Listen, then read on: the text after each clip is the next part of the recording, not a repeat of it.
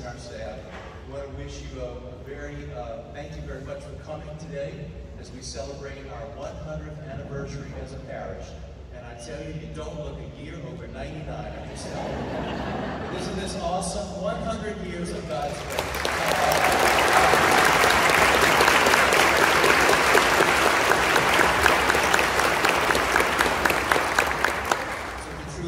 Celebration has been 100 years in the making, and it seems like it's been 100 years in the planning, but it's actually just about 2.5 years. Very special word of welcome and thanks to Archbishop Amen, our devoted and faithful shepherd, who this year is celebrating 49 years as a priest of Jesus Christ. Thank you.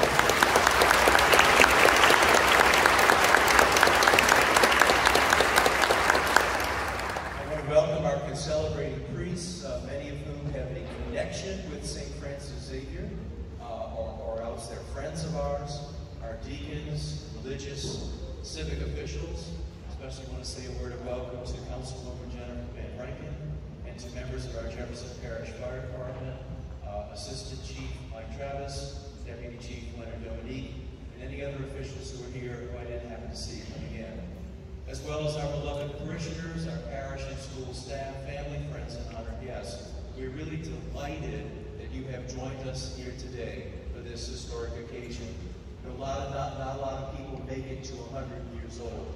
It's it's about 3/100ths of 1% of the people born in this world ever make it to 100. And most businesses and institutions don't either. Our beloved Schwegman Giant Supermarkets only made it for 51 years. But here we are, our church and school, our parish, still standing after 100 years. We gather together today to say primarily thank you to God for showering abundant blessings on our community for a century. We gather to pray for God's guidance, grace, and blessing as we enter a new century of worship, prayer, ministry, and service.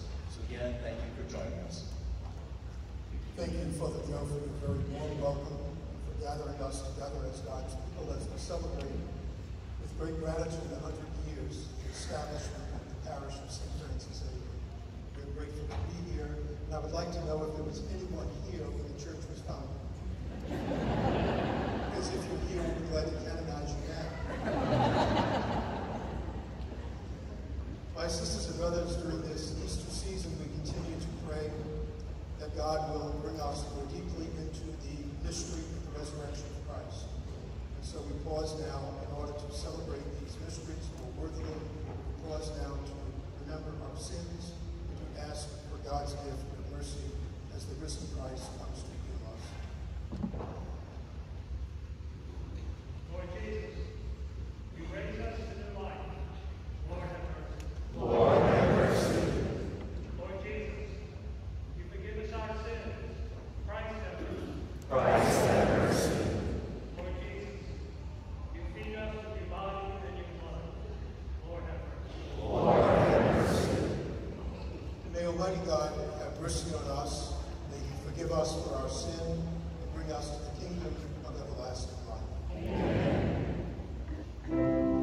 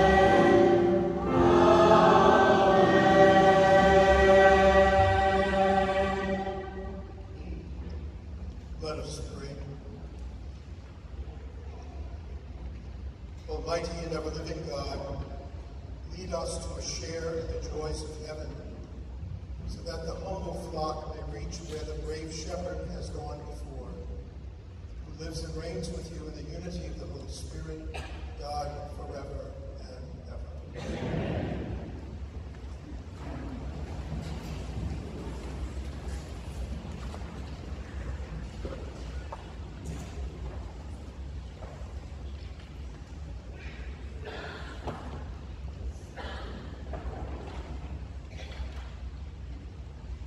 From the Acts of the Apostles.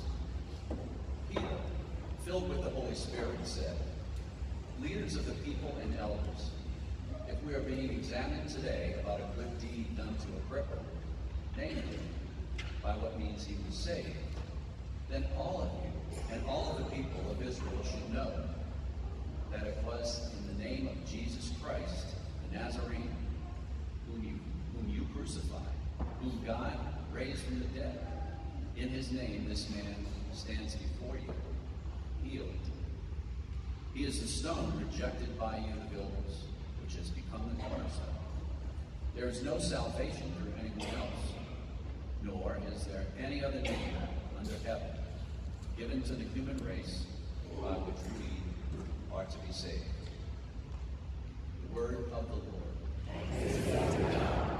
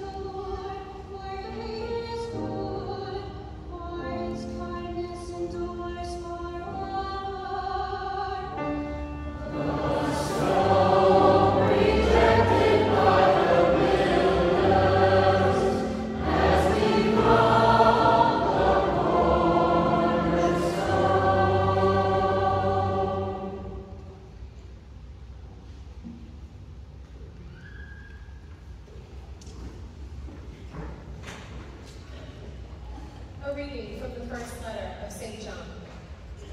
Beloved, see what love the Father has bestowed on us, that we may be called the children of God. Yet so we are. The reason the world does not know us is that it did not know him. Beloved, we are God's children now. What we shall be has not yet been revealed. We do know that when it is revealed, we shall be like him, for we you shall see him as he is. The word of the Lord.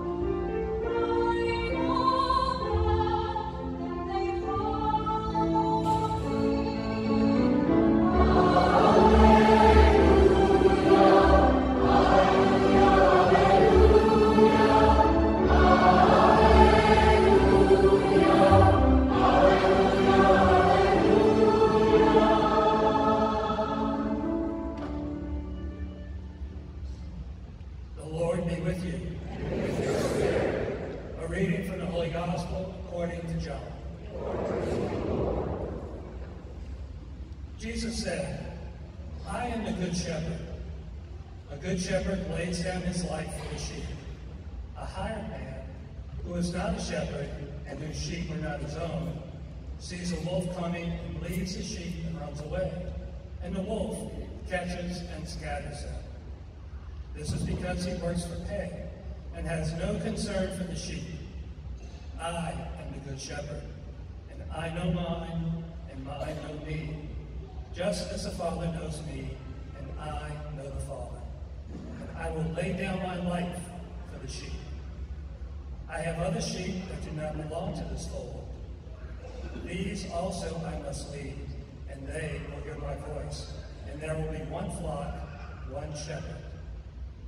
This is why the Father loves me, because I lay down my life in order to take it up again. No one takes it from me, but I lay it down on my own. I have the power to lay it down, and the power to take it up again. This command I have received from my Father. The Gospel of the Lord. Praise to you, Lord Jesus Christ.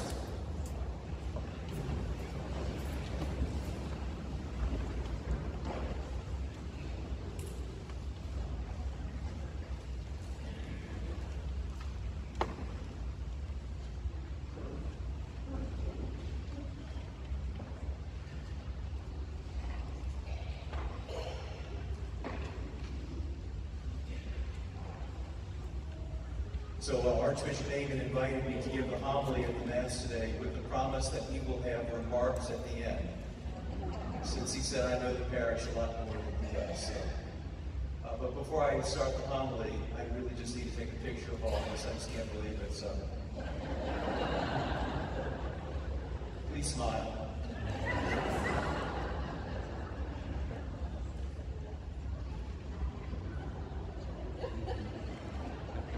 Thank you, that's from my scrapbook. I know a woman in her 50s. She's been a long-time friend of our family. She is unmarried, and she has several dogs. And her dogs are great companions for her, and I've heard her speak to them as though they were her children. Things like, "Come here, my darlings. Who wants a treat from Mama?" And when they're picking on me, "Stop terrorizing the priest, my precious." The woman really loves her dogs. And once when I was visiting, her elderly father was there, and he was watching her interact with her dogs. And I thought the man might have a slight touch of dementia until he signaled to me to come over to him like this. And he asked me to come in so he could whisper in my ear with a slight drawl, "How'd you like to come back in the next life as my daughter's dog?" I broke out laughing, and he broke out into a big smile, and I realized he was not doddering at all. Dogs and cats are much beloved in our time, but in Jesus' day, sheep got the top billing. In In the life of rural first-century Palestine, sheep were essential for wool, from milk products, and from food. And because they are defenseless animals with no claws and no ability to really fight off a predator, shepherds were vitally important to keep defenseless sheep alive and well. On the fourth Sunday of Easter each year, the Church celebrates Good Shepherd Sunday, a day to reflect on this image of Jesus as a spiritual shepherd taking care of his flock, and that's us. So listen again to these precious words of Jesus in the Gospel. I am the Good Shepherd. A hired man whose sheep are not his own sees a wolf coming, and he leaves the sheep and runs away, and the wolf catches and scatters the sheep. This is because he works for pay and has no concern for the sheep. But a good shepherd lays down his life for the sheep. I am the good shepherd, and I will lay down my life for the sheep. Similar to a shepherd taking care of his sheep, Jesus is indeed the shepherd who protects us, his flock, from the spiritual dangers and predators of this world, from all kinds of temptation and sin, and a whole host of enticing but destructive behaviors and values that are contrary to the ways of God. Jesus believed that the greatest possible sacrifice a shepherd could make for his sheep was to actually sacrifice his life in defending them from predators. On the cross, that's what Jesus did spiritually for us. He battled sin and death, life's greatest predators, head on, and died, but in a triumph over sin and death, and he saved us, his sheep, from final destruction. Before Jesus died, he founded a family of faith, which we call the church. And he gave the church the mission of shepherding the flock and keeping the flock safe from the many predators in this world. In the 2,000 years since Jesus was on earth, Jesus has called the church and church leaders in various times and places to the task of spiritually shepherding the flock. And that call came from Jesus to church leaders in our area 100 years ago. So permit me to offer a very brief history of St. Francis Xavier Parish. I'm going to call this a Cliff Notes version of the history, with special credit to a book on Metairie by Monsignor Henry Mizzou, a mini history of St. Francis Xavier Parish by Kathy Calder, and also personal observations and reflections. In 1923, the sitting Archbishop of New Orleans, Archbishop John Shaw, decided to carve out a new parish for the salvation of souls and shepherding of the flock in the easternmost part of Metairie. The parish was formally established on January 1, 1924.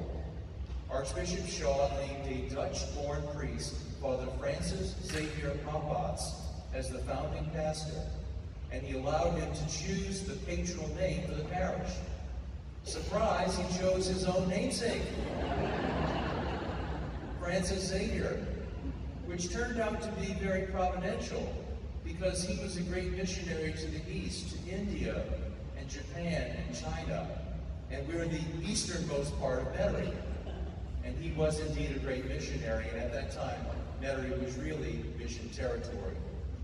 Without a church building to celebrate Mass, Father Rambatz found a tiny chapel in Bucktown to celebrate Mass, and he did that for a number of months before he leased a home on Orpheum Avenue, just a few blocks from here, owned by the Beekler family for church services, and that home is still standing today.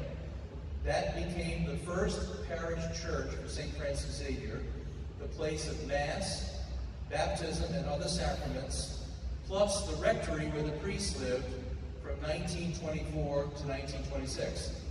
I'm happy to say that we think we have the oldest living parishioner, oldest living baptized person from St. Francis Xavier here today. I'm going to ask him to stand. He's 98 and a half, almost 99, Mr. Lincoln Brennan, who was baptized in that home church. Would you stand up, Mr. Brennan, please?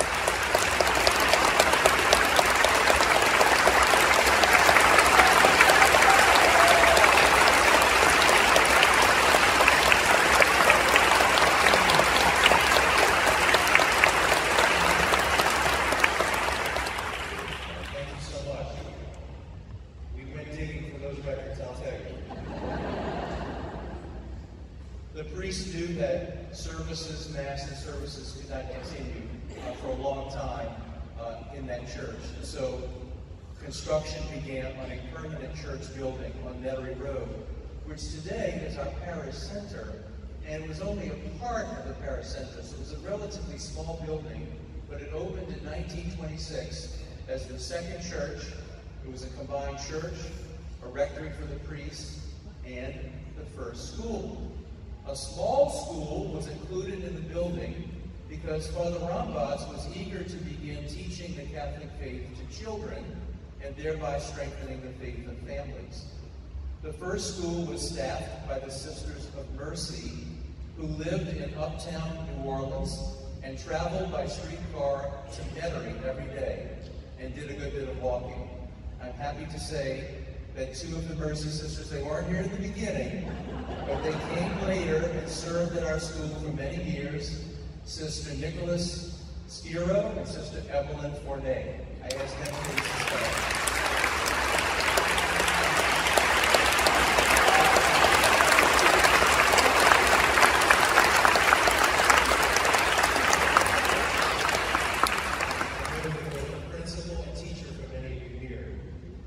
As Metairie grew, people started moving from New Orleans to this rural area. The second pastor of St. Francis Xavier, Father Felix Miller, discerned that a larger church was needed. This was a really tiny church. And a separate freestanding rectory. He didn't want the church, rectory, and school to be in the same building. So land was acquired, some was donated, some was purchased. Construction was undertaken, and a new third church opened in 1939 with a seating capacity of about 300 people. This is now our parish hall, St. Joseph Hall. Due to an increasing number of young families coming into the area, Father Miller realized that a new school was also necessary, and so plans were begun for a new school, which is now the first story of our current school building, and it finally opened in 1951. And that school was able to accept a great deal more people than the school that had existed since 1926. Well, the population of Metairie continued to grow, and so did the church and school here at St. Francis. Over a series of decades and pastorates, a second story was added to the school, and church ministries were founded and began to flourish.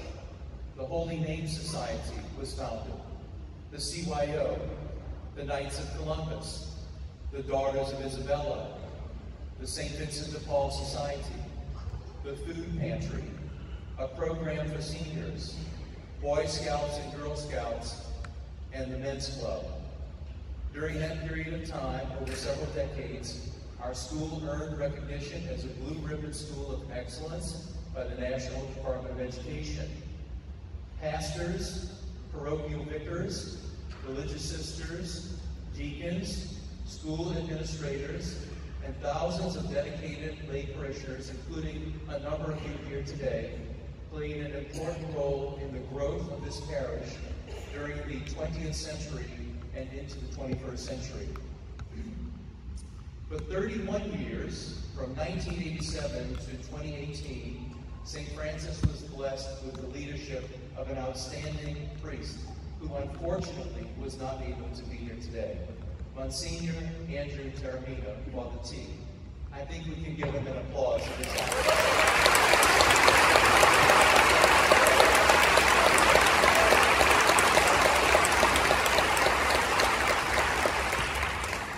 Under Father T, the St. Joseph altar began, which today is an incredible altar that draws thousands of people from all over the place.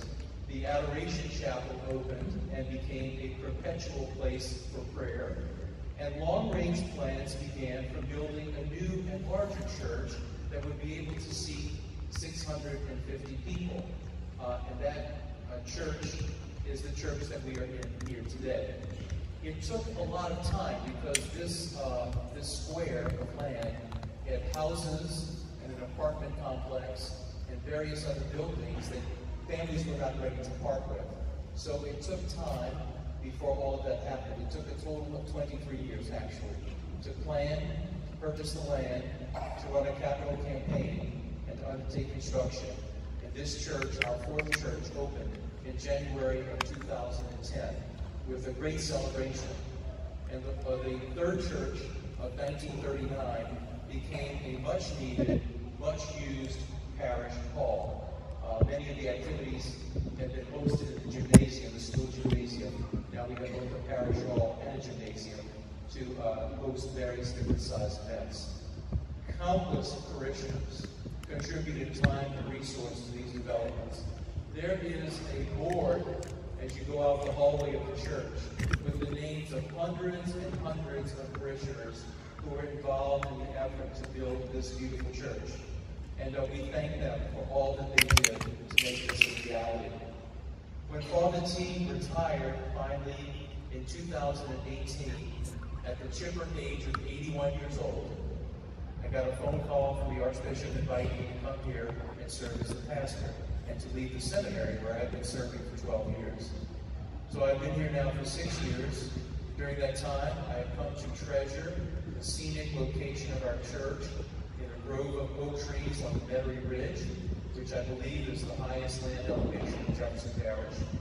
I began to appreciate the deep faith of our people and to know that that Adoration Chapel is a powerhouse for prayer and spirituality in our area. I began to appreciate the established ministries and activities and the people devoted and committed to them. I began to appreciate that our school was a little smaller than some of the gigantic schools and had that family feel where people knew one another a little better. And I just began to appreciate the close-knit community that is St. Francis Xavier. Praise God, with parishioner support, continued parishioner support, over the past several years, we've been able to continue that progress and momentum. We've done a number of embellishments to the interior of our church. We have renovated our parish hall. We have renovated our parish center, which is, parish hall, by the way, is used practically 7 days a week, most of the day and into the night. We've been able to improve the physical facility of our school with all new windows, a refurbished library, and a new STEM lab. Who knew you had to have a STEM lab, right? But you do, and we have one. At present, we have 50 active ministries in our church. And spiritually, in terms of evangelization, charity outreach, and social programs, our parish is thriving. We have a bell tower under construction, which you may have noticed on this side of the church, scheduled to be completely open in June, and other building projects are on the boards after that is complete. For 100 years, I do not say that lightly, 100 years, our church has been celebrating Mass in Old Metairie. Mass is the cornerstone of the Catholic faith. It's the privileged place where we recall the sacrifice of Jesus and represent Jesus' sacrifice on the cross in offering to the Father. And we have this most privileged of all moments of earthly encounter with Jesus in the Mass. And I don't know how many Masses were celebrated on a daily basis or on a weekend basis back to the beginning of the church. But I was just doing some minor calculations and figured that St. Francis Xavier Church, between weekend Masses, weekday Masses, wedding Masses, funeral Masses, school Masses, probably has easily celebrated the sacrifice of Jesus 90,000 times. And that's pretty unbelievable. And we have been baptizing and absolving sin and anointing the sick and confirming young people in the faith, marrying, burying, and evangelizing. Thousands upon thousands have been impacted by the liturgies that have been taking place here, the sacraments, the services and programs, and the unique bond that exists in this community. So there you have it, my Cliff Notes speed dial version of the history of St. Francis Xavier Parish. By God's grace and support, by the work and prayer of thousands of people, we have turned 100, and the shepherding of the flock of Jesus continues in our midst. In answer to the question of my friend's father, how'd you like to come back in the next life as my daughter's doll? I thank you, but I prefer to remain a sheep of Jesus. And a sheep of the church.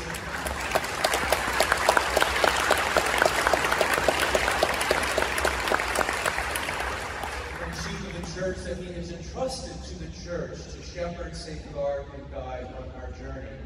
And it's more and more important in the increasingly secular world in which we live, where religious and spiritual values are so marginalized. It's all the more important that we have a mainstay, steady, stable place where we can hear the Word of God preached and receive the sacraments of the Church for our spiritual nourishment and benefit, and to keep us on the right path. So thank you, Lord, for 100 years of grace in the easternmost part of Old Battery. Bless St. Francis Xavier Parish in this, our centennial year, and help us to continue to flourish as a Catholic community of faith and grace into the next century. Amen.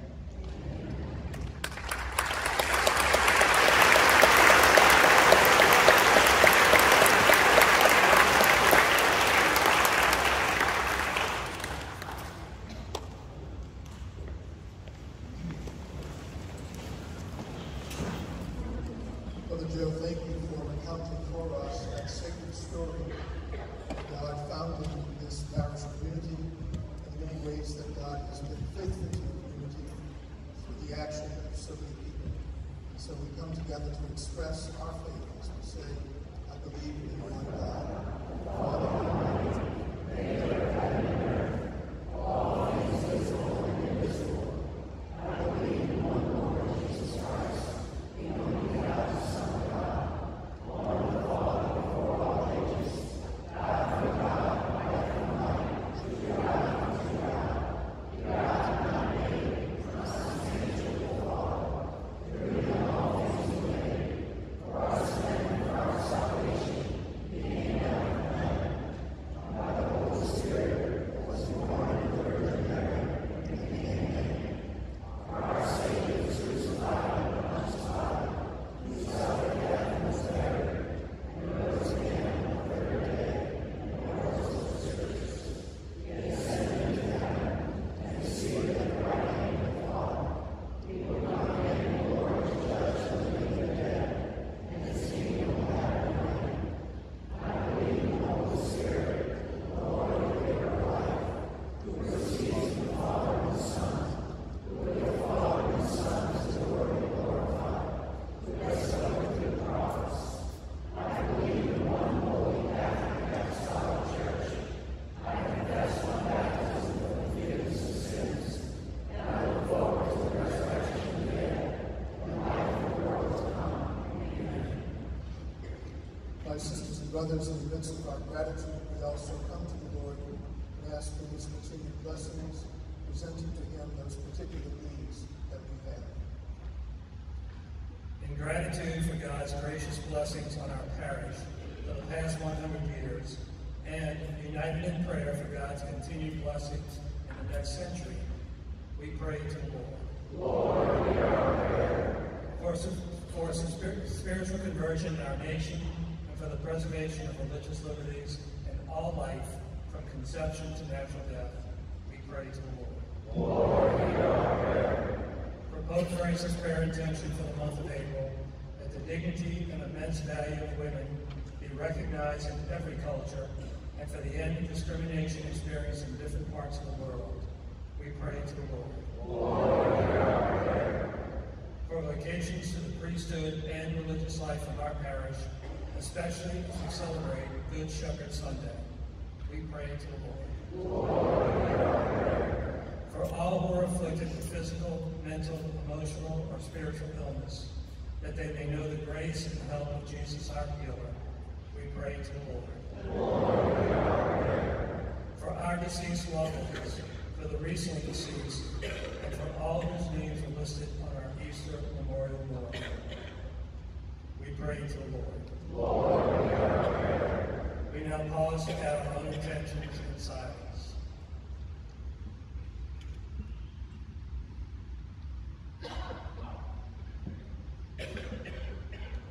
We pray to the Lord. Lord, hear our prayer. Please join us in our family prayer on the inside front cover of the gathered hymnal. Following that prayer, we will recite a Hail Mary for peace in Ukraine and the Middle East, and for the cause of life and godly values in our nation. Loving and faithful God, through the years the people of our archdiocese have appreciated the prayers and love of our native consular in times of war, disaster, and illness. We come to you, Father, with Mary our Mother, and ask you to help us to battle today against violence, murder, and racism. We implore you to give us the wisdom that we may build a community founded on the values of Jesus, which gives respect to life and dignity of all people. Let us parents take for our children in faith. Let us protect our youth that they may be peacemakers of our time. Give consolation to those who have lost loved ones through violence. Hear our prayer and give us the perseverance to be a voice of life and unity in our community. We ask this through Christ our Lord.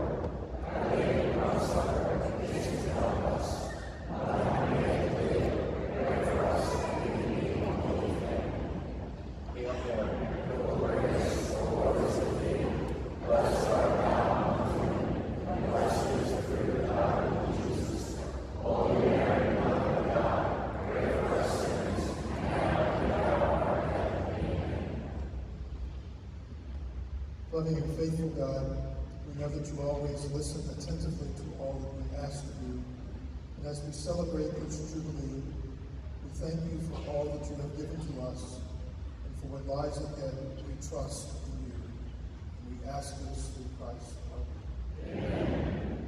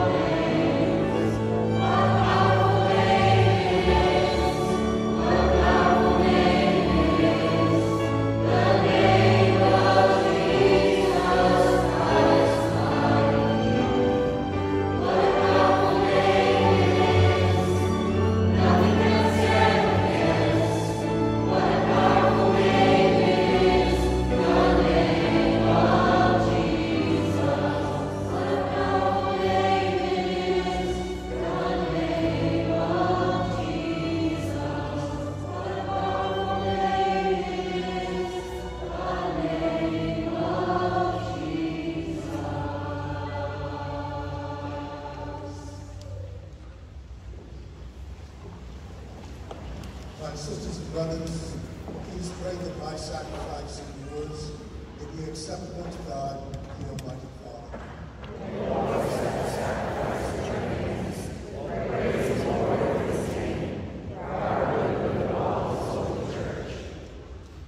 Grant, we pray, O Lord, that we may always find delight in these paschal mysteries, so that the renewal constantly at work within us may be the cause of our unending joy.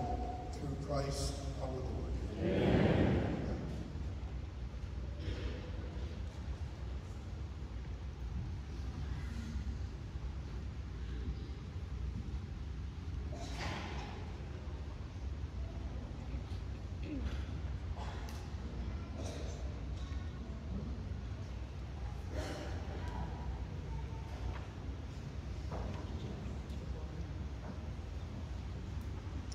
The Lord be with you.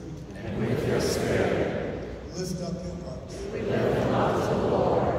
Let us give thanks to the Lord our God. It is right and just. It is truly right and just, our duty and our salvation, at all times to acclaim you, O Lord, but at this time above all to laud you yet more gloriously when Christ our Passover has been sacrificed. For what the old order destroyed, a universe cast down is renewed, and integrity of life is restored to us in Christ. Therefore, overcome with paschal joy, every land, every people exalts in your praise, and even the heavenly powers with the angelic hosts sing together the unending hymn of your glory as they declare.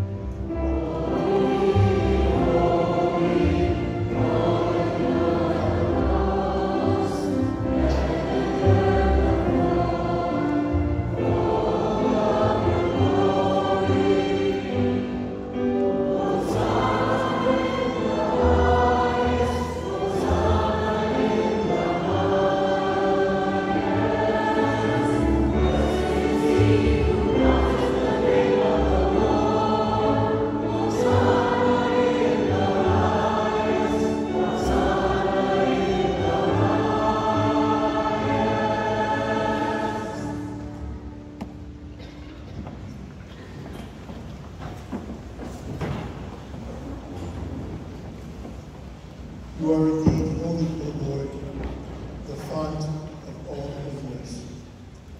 Make holy, therefore, these gifts, we pray, by sending down your Spirit upon them like the dewfall, so that they may become for us the body and blood of our Lord Jesus Christ.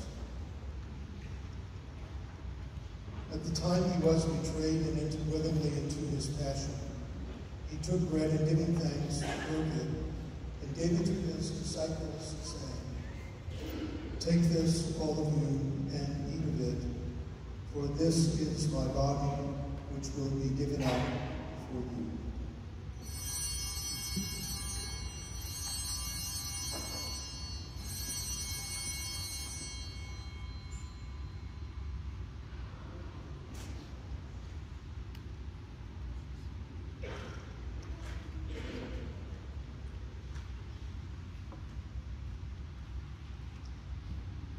In a similar way, when supper was ended, he took the chalice, and once more giving thanks, he gave it to his disciples, saying, "Take this, all of you, and drink from it.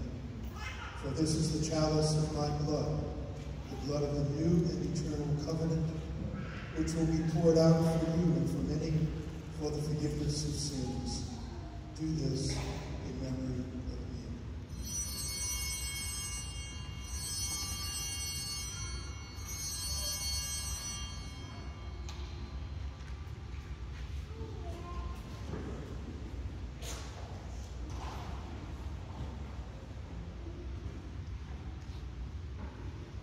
The mystery of faith.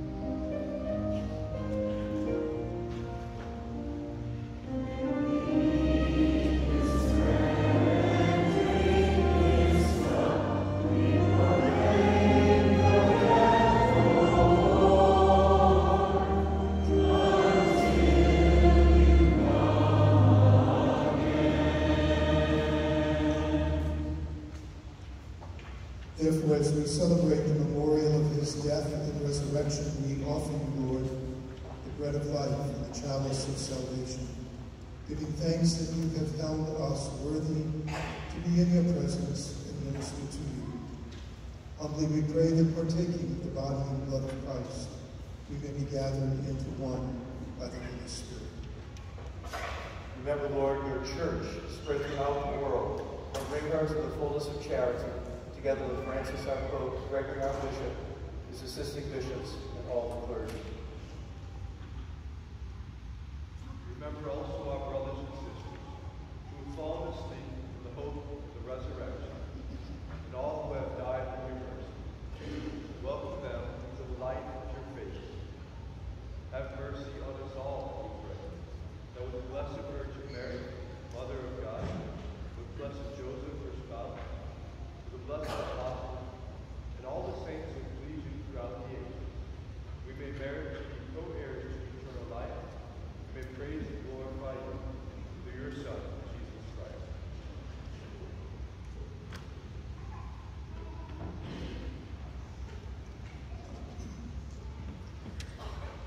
Through him, and with him, and in him, O God, Almighty Father, in the unity of the Holy Spirit, all glory and honor is yours, forever and ever.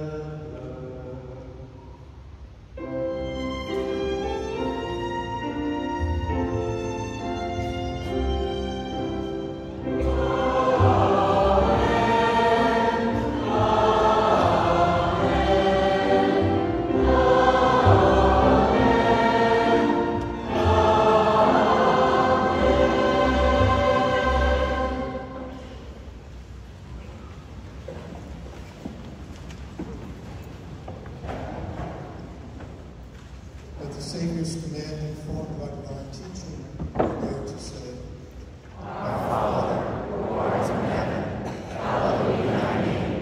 Thy kingdom come, thy will be done, on earth as it is in heaven. Give us this day our daily bread, and forgive us our trespasses, as we forgive those who trespass against us. And lead us not into temptation, but deliver us from evil. Deliver us, Lord, we pray, from every evil.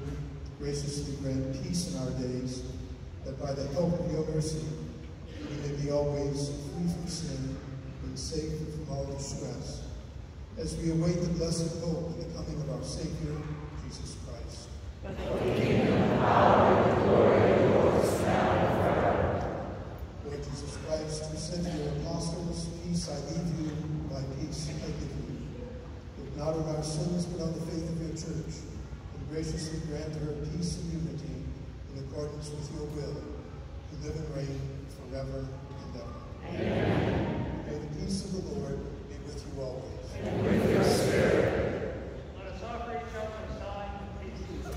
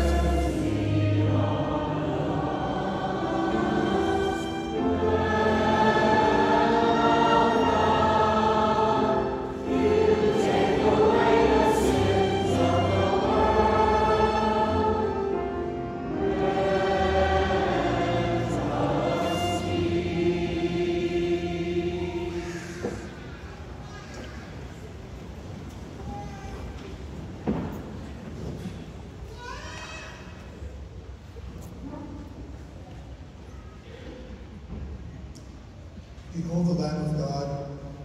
Behold him who takes away the sins of the world, and blessed those who are called to the supper of the Lamb.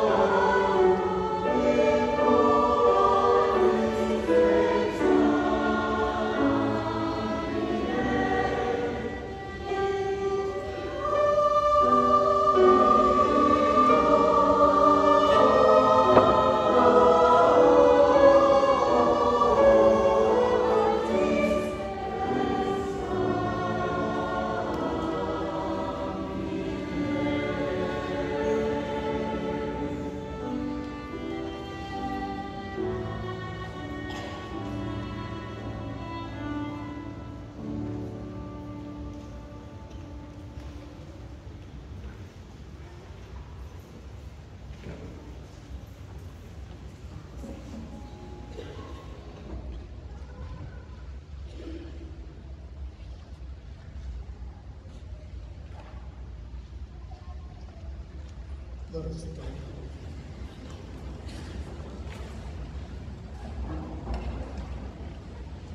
Look upon your flock, you kind shepherd, and be pleased to settle in eternal pastures the sheep that you have redeemed by the precious blood of your Son, who lives and reigns forever and ever.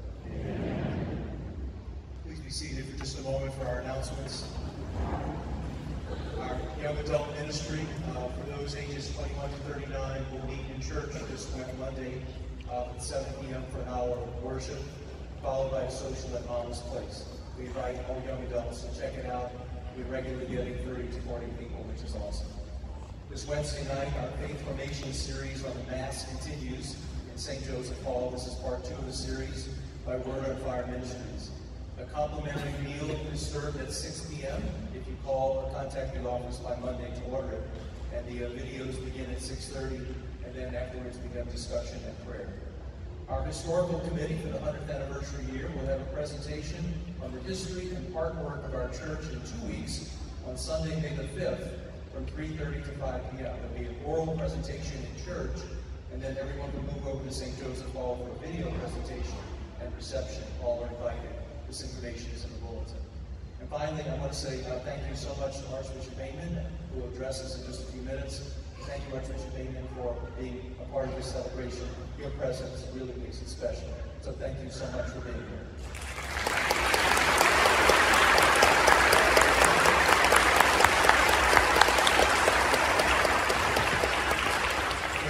Just a couple more thank yous. I'm sorry. I'm long-winded on my thank yous. I was going to say there's in your program, I think it's on this last page, is a list of acknowledgments. So please see those. We've had so many people that have worked on this liturgy. It would be an injustice to mention some and forget someone. I certainly want to thank our visiting and concelebrating priests, our deacons, religious. We have 4 seminarians who are serving today, our altar servers, special guests, staff, members of the anniversary committee, liturgical ministers, servers, and our wonderful adult and children's choir. They did a fantastic job. Thank you all.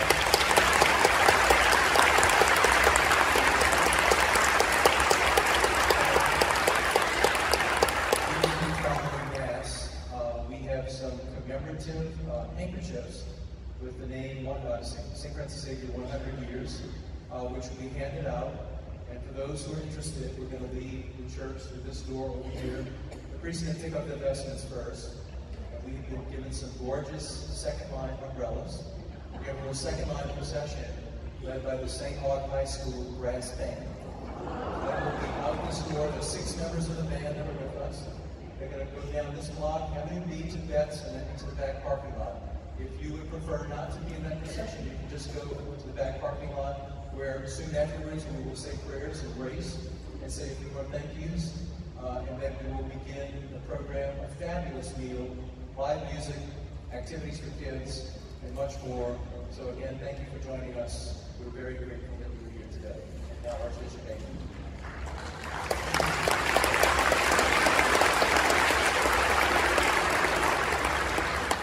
If you don't understand all those directions, just follow the person in front of you and hope that they know where they're going. Brother Joe, you said you were doing the cliff notes of the history, and you certainly did, but you did it very well. I want to thank you for bringing that history to us in a very sacred way, because outlined in all of that history is God's great fidelity. God desired for this parish to be born, and to become an adult, and to live on for 100 years. And so thank you for bringing us that sacred story, and for giving us the opportunity to be able to celebrate God's fidelity, God's goodness, as He acts in time and in ages. I also want to, I will be very brief, as Father Joe mentioned, I just had some comments to make. I will not give another homily, but I have some comments to make. And to thank all of those who shepherd this community. And I think particularly of Father Joe and Father Andrew as priests, also our deacons, those in lay ministry, and the staff of the parish. Thanks to all of you because you share in that role of shepherding. And I would ask the parish priests as well as the deacons and those of you who share in various ministries to So please stand so that we can thank you for being good shepherds in our world today.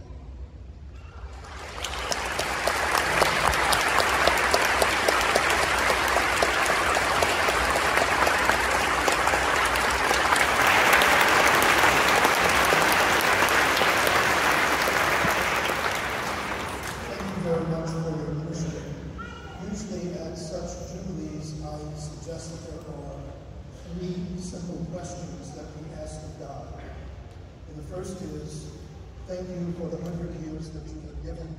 What more are you asking of us as a parish community? But I think that you have answered that question by the theme of this year, which is seeking Jesus, serving Jesus, and sharing Jesus. I think that is your movement ahead. To continue as a community as you approach the next 100 years, to approach as a community, continue to seek the Lord Jesus in your daily life, individually and as a community, serving him as we seek him to serve him with all of our hearts and spirits, and also to share him with others. Because he would be the first to tell us it's not just our relationship with him that is so sacred, but also he wants us to share that relationship with one another. We call it today evangelization. So I applaud you for that theme of this year, seeking Jesus, serving Jesus, and sharing Jesus. That is what we are called to do, and certainly that is the way in which you can focus this Jubilee year. The second thing for a Jubilee year, may I suggest, is that we reach out to those who, for whatever reasons, has left the church, for whatever reason, has left the church. We know that there are people who we don't see here, neighbors down the block who used to be Catholic. And this is an opportunity during the Jubilee year to find those who have left us and to say to them that we missed you at our Eucharistic table. There was an empty chair and it has your name on it. And to be able to go out in a very humble way and to ask those who have left, and it's not us to judge why, but to simply say, we miss you and we would be glad to have you join us again at our family table. And thirdly, it's an opportunity to pray for those who God is asking to serve in ministry, particularly as priests and deacons, lay ministers, religious women and men, and also consecrated virgins. God is still calling people today. And during this Jubilee year, it's an opportunity not only to look at the present, but also to look at the future. And to be able to say that we know that we need others to join us as leaders in the church. And so I ask you to join me in that prayer for your parish community, that God will continue to choose people from among you. This is a very large and a very active parish, and certainly there are people that are being called. Once again, my sincere gratitude for being here today to celebrate, and also to make this truly a Jubilee year of prayer. We pray for one another, we pray for the church, we pray for your leaders, the shepherds who are with you. And so I thank you for being here, and let us pray for one another as we continue to celebrate God's love, as we go into the second line, and maybe even the third line. Who knows? I guess the third line is the eating. So the line up to you. Thank you for being here. Please stand for the closing blessing.